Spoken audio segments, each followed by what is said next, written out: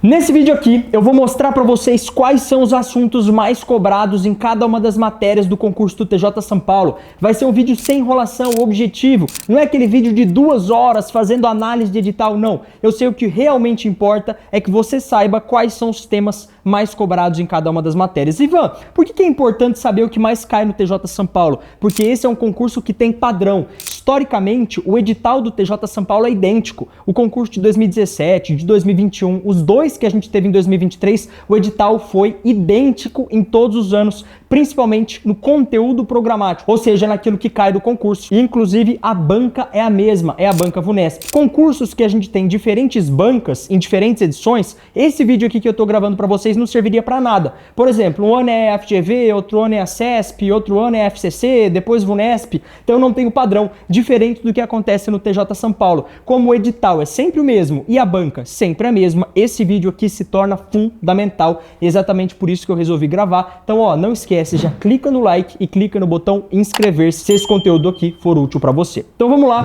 vamos começar por língua portuguesa. O edital em língua portuguesa, ele tem 13 pontos. Agora, os 7 primeiros pontos não tratam de gramática, mas sim da parte de interpretação de texto. Então, sinônimos, antônimos, interpretação de texto propriamente dita, ponto de vista do autor, são pontos que estão lá no seu edital e que historicamente são cobrados em língua portuguesa. Então, primeira matéria, língua portuguesa, a mais importante no seu concurso. Você precisa saber gramática? Claro, mas aquilo que mais cai no concurso do TJ São Paulo é interpretação de texto. Cuidado com algumas palavras que são chave nas alternativas do concurso do TJ São Paulo. Por exemplo, cuidado com algumas palavras em algumas alternativas nas questões de língua portuguesa, principalmente em interpretação de texto. Sempre, nunca, todas as vezes, essas são palavras que geralmente denotam que a questão está errada. Então, um macete de interpretação em língua portuguesa, fuja daquelas alternativas que falam sempre, nunca, todas as vezes. Geralmente, essas são as alternativas erradas. Matemática. O que a VUNESP mais cobra? Mas assim, disparado. Porcentagem e regra de 3. Então, já pega um papel e caneta e começa a anotar, escreve assim, ó, português, interpretação de texto. Matemática, regra de 3 e porcentagem. Ivan, qual que é o lance da regra de 3 que geralmente cai no TJ São Paulo? Aquelas questões manjadas, batidas de um pedreiro, gastando 3 horas do dia, constrói um muro em 10 dias. Se a gente aumentar 2 pedreiros, em quanto tempo ele constrói a mesma quantidade de muros trabalhando a mesma quantidade de horas? A base da regra de 3 é exatamente esse tipo de problema. Claro, o TJ São Paulo vai trabalhar com enunciados diferentes, mas que se você souber resolver um, você resolve todos. Regra de 3, se você entender a lógica daquele exercício, você resolve independentemente do enunciado, beleza? Então, matemática, foque muito em porcentagem, regra de 3, são muito cobrados no TJ. E aí, o que eu quero explicar? Ninguém sabe fazer regra de 3 sem saber somar, dividir e multiplicar. Por quê? Você precisa dominar as operações básicas para depois saber fazer regra de 3. Então, não esqueça das operações básicas da matemática. Somar, subtrair, dividir, multiplicar é pré-requisito para você resolver qualquer problema de porcentagem e de regra de 3. Raciocínio lógico aqui é, para mim, a característica mais importante do TJ São Paulo. Raciocínio lógico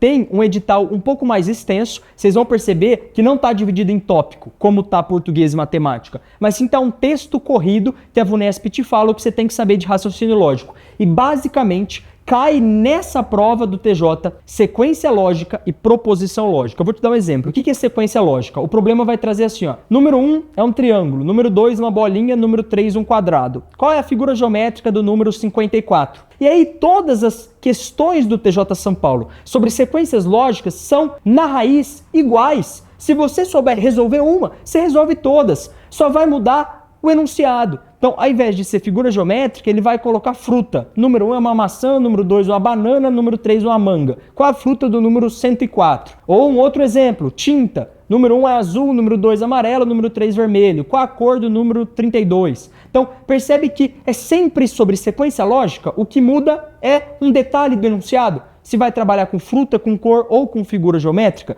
Então, o que você precisa saber muito em raciocínio lógico? Se você for para o TJ sabendo 2 pontos de raciocínio lógico, você vai acertar mais de 80% das questões de raciocínio lógico. proposição lógica e sequência lógica. Se você for para a prova sem saber esses temas, pode ter certeza que você não vai fazer uma boa prova de raciocínio lógico. Informática, o que historicamente cai? Primeiro, Microsoft Teams. Por quê? Lá dentro do TJ São Paulo, você, como escrevente, vai usar o Teams como uma ferramenta de comunicação. Eu falo que é o WhatsApp dos escreventes. Então, é óbvio que no concurso que está te preparando para ser escrevente, a banca vai cobrar Microsoft Teams. É uma ferramenta que você vai usar todos os dias dentro do TJ São Paulo. Outro ponto importante, vai cair fórmula de Excel. Mas eu vejo muito candidato pegando as fórmulas mais complexas de Excel para estudar. Perdem muito tempo e essas fórmulas nunca foram cobradas no TJ, as mais complexas de Excel. O que cai são as fórmulas mais simples, por exemplo, fórmula de soma no Excel. Então, Ivan, preciso saber um pouco de Excel? Com certeza. Agora, as fórmulas mais complexas? Não. As fórmulas mais simples é o que historicamente o TJ São Paulo cobra no seu concurso e Microsoft Teams não vai sem estudar isso. Ponto importante, técnica de estudo para informática. Use essas ferramentas no seu dia a dia. Não estuda informática só pelo celular se você puder. Se você só tiver celular, beleza, mas se você tiver a possibilidade de estudar por um computador, baixa o Excel, baixa o Word, usa o Windows, usa o Teams, porque você vai ver que na hora da prova vai ser muito mais intuitivo responder as questões, porque você está usando aquela ferramenta no dia a dia, fica muito mais fácil. Bora agora para as matérias de direito, vamos analisar cada uma delas. Eu gabaritei direito no TJ São Paulo, acertei todas as questões de todas essas matérias porque eu estudei com essa estratégia, analisando os temas que mais caíam. O TJ São Paulo tem uma tendência, artigos que sempre caem tendem a cair de novo, artigos que nunca caem tendem a não cair de novo. Essa é a tendência do TJ São Paulo. Então,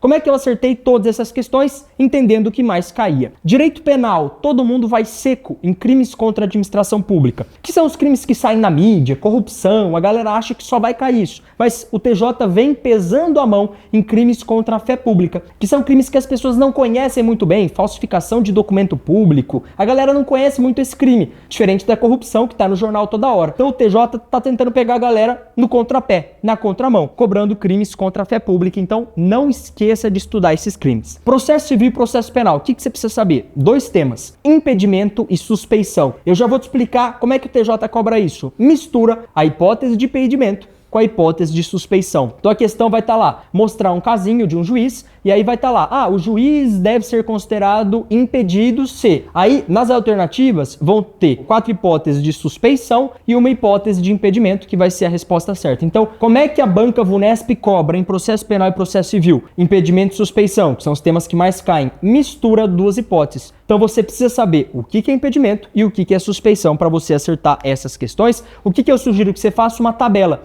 Então já faz uma tabela, hipótese de impedimento. Já faz uma tabela, hipótese de suspeição e fica lendo até você memorizar. Direito constitucional, muito cobrado, artigo 12, direitos da nacionalidade. Quando o brasileiro é nato, quando o brasileiro é naturalizado. Isso cai bastante no concurso. Direito administrativo, as novidades da lei de improbidade administrativa. Recentemente, a lei de improbidade administrativa sofreu algumas alterações, algumas novidades legislativas e o TJ São Paulo, aliás, todo concurso público gosta muito de novidade. Então, os artigos que mudaram, que tiveram uma mudança na lei de improbidade administrativa, com certeza vão cair na sua prova. Ponto importante, por exemplo, não existe mais ato de improbidade administrativa culposo, só doloso. Então pode ser que caia uma questão na sua prova falando isso. O agente cometeu ato de improbidade administrativa culposo. Não existe mais. É uma novidade da lei de improbidade administrativa. Hoje não há mais improbidade administrativa culposa, só dolosa. Seguinte, se você chegou até aqui do vídeo, significa que você já sabe o que cai em todas essas matérias, o que mais é cobrado pela banca VUNESP. Então faz o seguinte,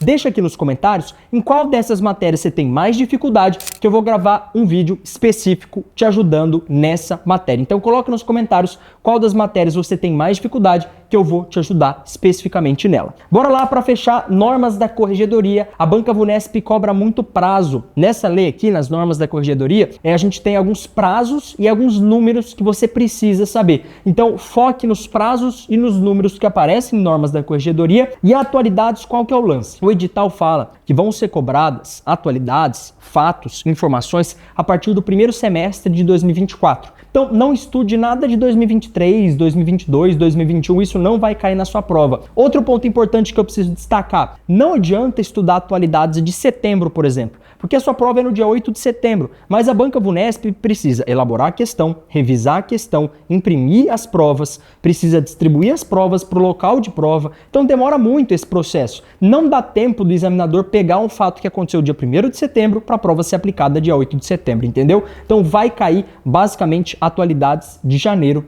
até o mês de julho. Combinado? Então tá aí, vídeo direto ao ponto, objetivo, com o que mais cai em cada uma dessas matérias. Se você gostou desse vídeo, foi útil para você, deixa o seu like, se inscreve no canal e deixa aqui nos comentários em qual dessas matérias você tem mais dificuldade, que eu gravo um vídeo específico para te ajudar. Então nos vemos numa próxima oportunidade e até mais.